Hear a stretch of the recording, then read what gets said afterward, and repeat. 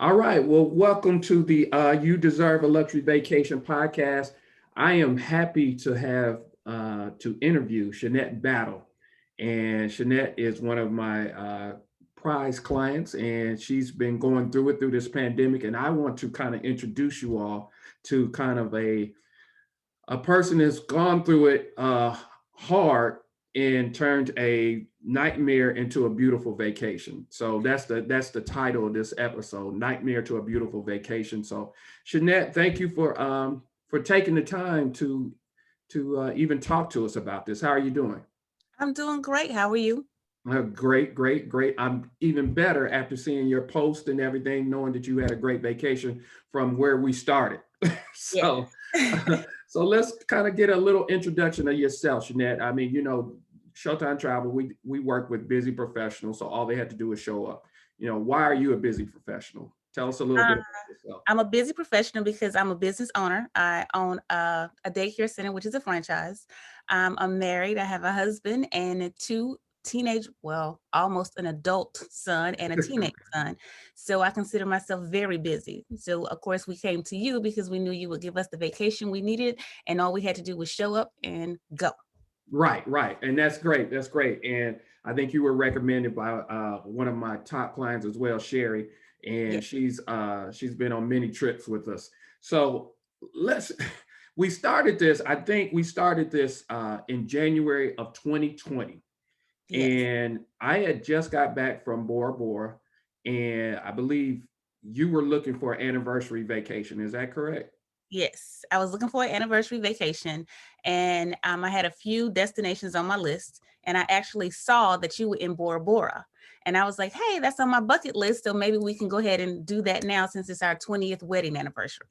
Right, right. So right, I had just got back from Bora Bora. Now this is January 2020, right before the pandemic. Yes. Had a great time. Went all through the French Polynesian Islands, and I think we posted a video.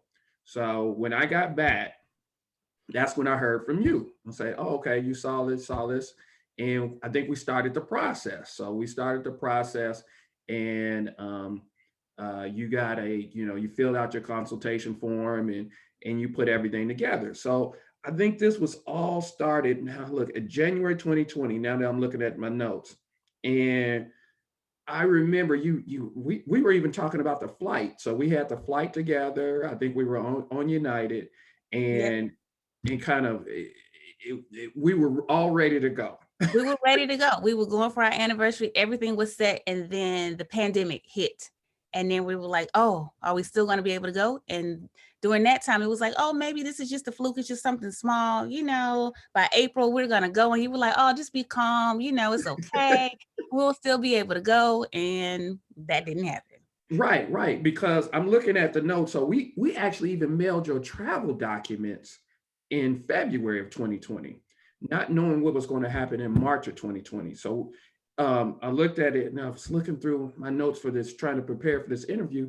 And on March 4th of 2020, at that time, Tahiti stated that they didn't have uh, any type of well, what is the word? They didn't have any COVID-19, so they had no cases. No So they outbreak. had no cases at that time. So we were like, oh, okay. And all they did was ask for a medical certificate at that time from your doctor to say, hey, you didn't have it. So I think we were ready to go. And then I believe on March 15th, that's when Tahiti said, cut it, we're done. So how were you feeling after that, on March 15th, when Tahiti basically said, we're not taking any travelers anymore? I was completely disappointed, but then again, I was nervous because right after that, I was just like, "Oh, we can't go. I still want to go. That's not fair." But right after that, then all of a sudden I had to close my business the next month. So it was like everything just fell in line like, "Okay, this is serious. This is Right. serious." I was disappointed, but I was like, "Okay, we can try again later." But it's like my heart sunk. It's like, I'm not going to get to go. But then it's like the whole world just came to a close all of a sudden within the next 30 days. As a business owner myself, I was feeling the pressure too. So I was like, not only, everybody's calling and I really wanted you to go on this vacation, but I had other clients as well who were calling, canceling, and some who were actually on vacation and things of that nature. So you're trying to get people back home, and it was a very stressful time. So I was just kind of like, okay, what are we going to do? So with Tahiti closing, and a lot of everybody really had no idea where to go next. We actually changed your dates. We changed them to June, I think June 13th through the 20th. We were planning to go in April. So now that I'm thinking back, we were thinking maybe this will last 2 months.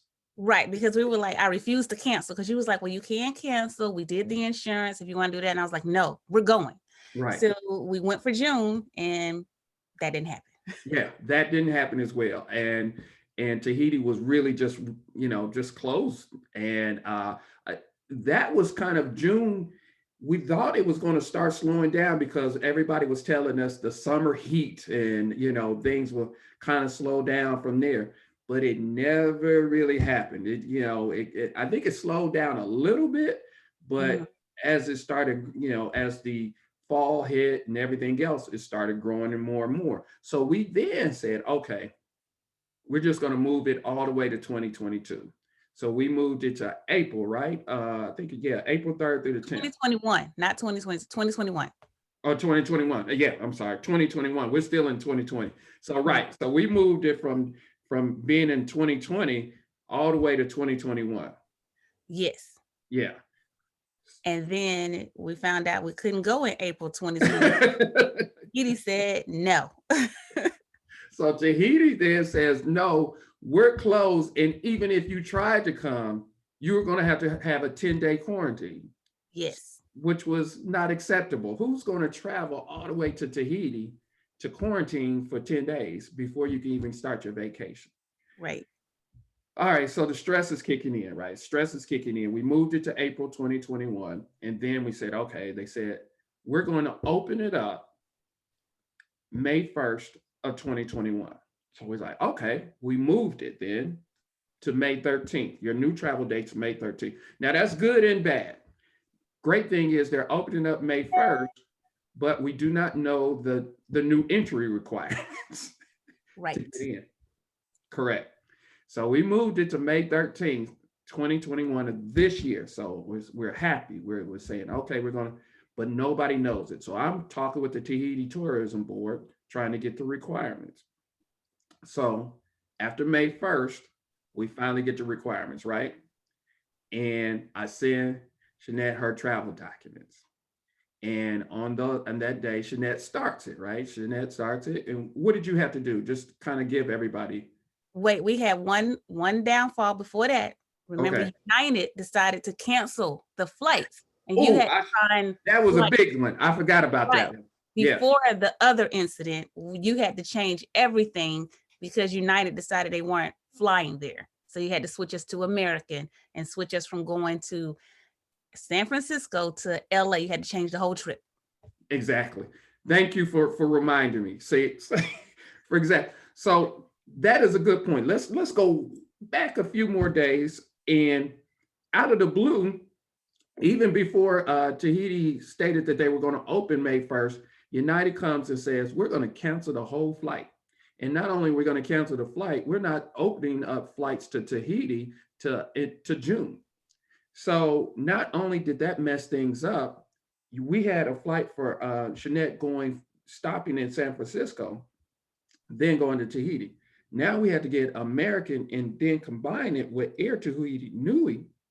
Now has her going through LA, and it's taking one night out of your stay at Tahiti.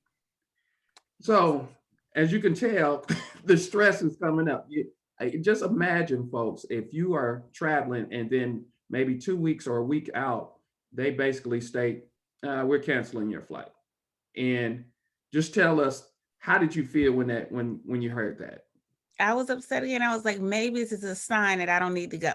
I was like, maybe something's trying to tell me that you don't need to go on this trip right now. You need to wait. And then, of course, I was hearing everybody like, is it safe? Are you going to be safe there? And it was just like, well, maybe I shouldn't even go. And then I was like, I'm going. So whatever you got to do, we're going. We're just going to go. So with that, since United canceled, and this has happened to a lot of flights. I had some clients not too long ago. Just Delta had canceled their whole flight, and they've been on it for 5 or 6 months. Just canceled their flight 2 weeks prior to departure. So it happens. So the great thing is, I got with my people. We got a new itinerary for. The only thing is, though, right now, I believe that it canceled. What happened? No, we had to cancel one night. So we canceled one night, and because she's coming in on a later flight, so she's coming in, I believe, on what is it? So you're coming in on a midnight flight. You're not getting there till 5 o'clock in the morning. Is that correct?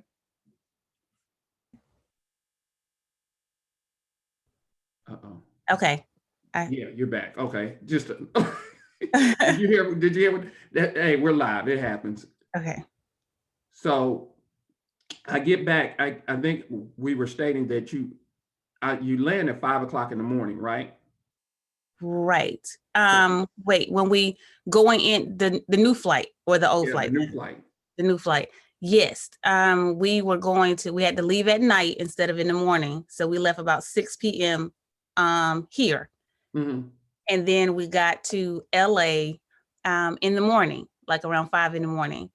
And then we had to catch an early flight. Everything was just all mixed up because the time change was just ridiculous, from going to night to morning to night to morning again.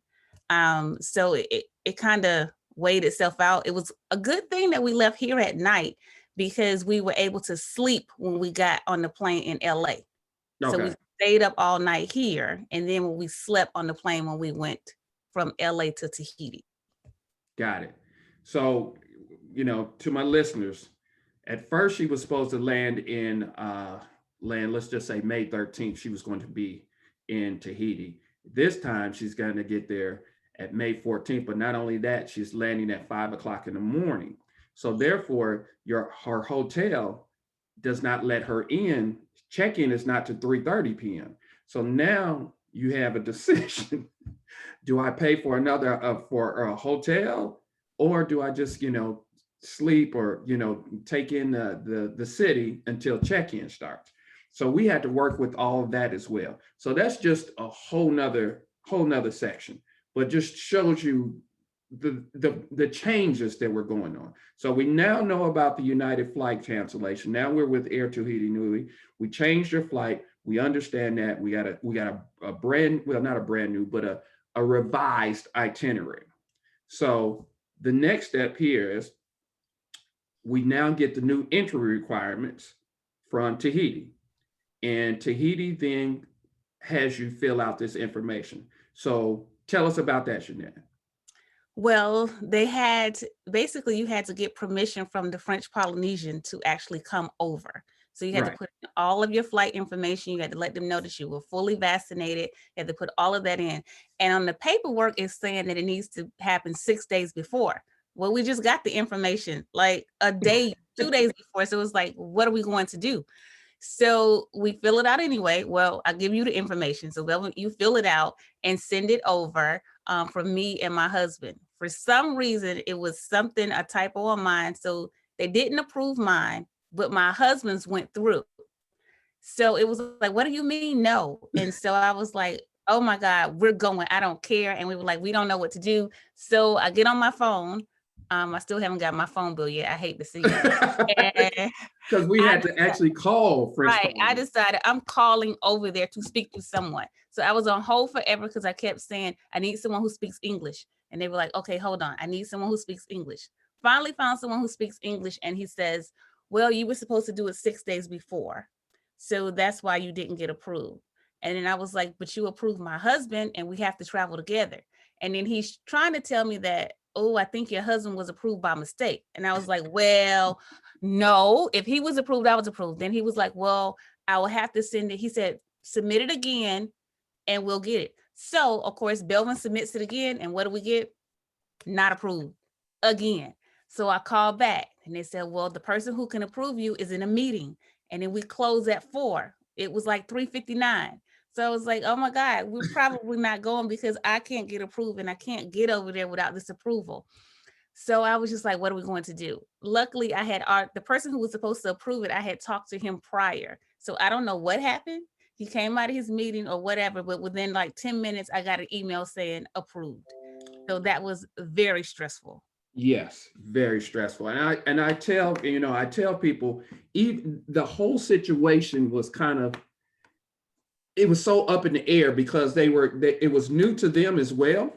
And we were just all going through it at the same time. The issue is, even before that, you're getting the paper, you fill out the information. Because I remember I gave you the travel documents. I said, hey, just this is the link to fill out your information. You fill out the information and you think everything is cool because you did it really before 6 days. Right. You did it before 6 days because I gave you that information before 6 days. You completed it before 6 days. But what they did is they said you were approved, but we didn't. But the but was in French. Right. So we couldn't understand it. We What couldn't the next understand. step was. So it was like, Right. you're approved, but you got to do this. And it was like, well, how do you even read it when we can't read French? So we had no idea what we were doing. And we thought we were all set to go, but it was a whole nother section that we were supposed to submit that was in French. And we had to figure out how to translate it in English. So it was a lot. It was a lot. So we had everything together. We had so on my back end, we're working on this, and we're up to 9 o'clock Eastern the night before your trip working on this. And I have the Tahiti Tourism Board, based in the U.S. and California. I have them on the phone. I have the tour operator, based in Vancouver, Connecticut, on the phone. And I'm giving you contact information because I'm talking to them. They're actually calling into French Polynesia as well. You're on the phone with the French Polynesian government. And we know we have to get this paperwork completed to get it. And I don't care. I'm going to stay up all night. We're going to get it done. And lo and behold, just like you stated, through many tries, we got it. So we got the actual paperwork to get you to Tahiti the next day, staying up to 9 o'clock Eastern time to get it done, which was 4 o'clock their time. And little do you know, I talked to the Tahiti Tourism Board, and they state this: that you are very lucky because the following day was a holiday in Tahiti. And you wouldn't have got, you wouldn't have got anybody to answer. The government closes on holidays, so Yes. you got that in. And whoo, what a relief, and stressful. But these are the things that I always tell people. It's not a lot of point and click when it comes to these vacations, and not in this pandemic world, post-pandemic world. So now that how are you feeling once you get that letter, that confirmation letter, the last one? I felt relieved because we were thinking in our head, okay, we might have to change this. And then you were asking, okay, well, what other dates? And I was like, what other dates? My husband was like, yeah, I guess we're going to change it. And I was like, no, I'm calling. He was like, you don't even know what they're saying on the phone. I'm calling. Somebody's going to tell me something because I want to go. And I was like, and if they say no, then maybe I shouldn't have went on this trip in the first place. But I said, but if they say yes, that means I'm supposed to go. And they said yes. So I went. So I was relieved. Yes. Right. And I remember, I was like, okay, all right, Shanette, you work this in, I'm working this in. Here's the phone number, because nobody even had the phone. I had to look and had my contacts give me the phone number, because thank God we had that phone number to actually even call them to go direct. Because if you didn't have it, there's no way you can wait on somebody via email to come back and forth. You don't know, what's the backlog or anything. Yes. So we got the phone number, we got in, you're relieved and everything. So tell me what happens when you get to the airport. Well, when we get to the airport in Atlanta, it was so many documentations we had to have. Our vaccination card to show that we were fully vaccinated. What is it, an ETIS, something we had to go in to put in our information to get a code for that. We had to have the travel document from the French Polynesian. And then we had to have something for United to say that we agreed to their policies and procedures on the plane. So we had so many documents that Wait, Air Tahiti, Nui. Not to United, because they canceled you. Oh yeah, not United. American had us fill out something, and Air Tahiti. It was another thing. We had to go online before you got on the flight and fill out something to say that you agree, and it had to go into their system. So when we got there before in Atlanta, before we even got on the American airline, they wanted to see all of that. So we held up the line because they had to go through all these documentations. Not only did they want to see the letter, there's a code on the letter that they had to punch into the system to verify it, to make sure that we had approval to go over there. Wow. So the guy was like, whoo, I got to do a lot to get you all in. So it was like every time he clicked something like, okay, he was like, oh, they want to see this. Give me this. And he had to put in all this information. So we got through and we were like, oh, wow. Okay. But when we got to LA, of course, they wanted to see everything again. And not only did they want the code, they had our names on a list. There was a separate notebook they had to flip through to make sure both of our names were on it and it was highlighted before we even got through check-in. And there were people there. And like I said, it broke my heart because it was an older gentleman and they would not let him on the flight because he did not have approval from the French Polynesian. And he had no idea what they were talking about. He didn't know what the document was. And they were like, well, we're sorry, but you're not getting on this flight. Yeah. And that's where it really, works with working with a travel advisor, someone to really help you, because this is so confusing. It can definitely be confusing. And if you don't have the right documentation, it could really hurt you. And I just couldn't imagine. It was a lot of, that happened to that particular person, but it's a lot of different places where, you have to have strict requirements to go in. And if you don't have it, they're getting turned away at the airport. And in some cases, when this really first started happening in the pandemic, you got through America and they would let you through. But when you got to the customs at the destination, you had to get right back on that plane and go back home. And it was very unfortunate. So you have to have all the paperwork together. Right. And that's what they were saying. Because as soon as we got over to Tahiti and got off the plane, well, we had a situation. But anyway, you had to take that rapid test. And you had to stand to the side and wait until your results from the rapid test came back before they let you go any further. So not only that, taking the test prior to, you had to take, of course, the COVID-19 test within 3 days of departure. And you really had to be vaccinated, because if you're not vaccinated, you had to quarantine pretty much there. Right. So you had to be vaccinated, you had to have a negative test. And not only when you got there, and then we're talking about all the documentation. And then when you get there, you have to take another test. Yes. As soon as you land. Yeah. So I'm this is how you travel now. I mean, this is the requirements. And I'm glad that, we're telling the people out there that it's not just a point and click and go. You really better have all your documentation ready prior to arrival. So with that being said, how did it feel working with having somebody to work with you during this time?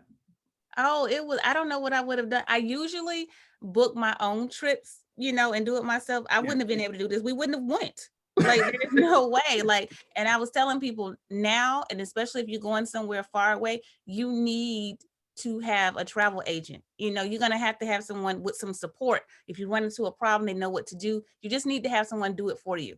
Just go ahead and let them do it. All of this, like, oh, it's going to be cheap, I can do it myself. Nope.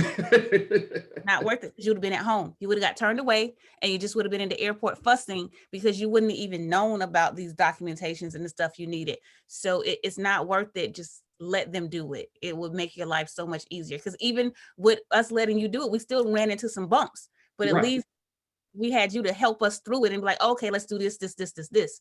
But had we done it on our own, like the guy who's at the airport, he had no idea, and they came and got him. They actually sent somebody up there to get him because he was elderly, and he was just like, well, I'm not leaving. And yeah, you are, because you're not getting on the flight. Yeah. And I'm glad that, we were able to help you. And one thing is, it's your dream vacation. We want to make sure. And that's the great thing about this industry is, we're helping dream vacations become reality. And I was just pleased, and I wanted to make sure, because this was a year in the works to even get you there. So with that being said, I want you guys, this is part one. In the next one, we're going to talk about her vacation actually in Bora Bora. So we're going to discuss that in detail, how, how the vacation went. So thank you for listening to this episode. And always remember, you deserve a luxury vacation. Have a good one.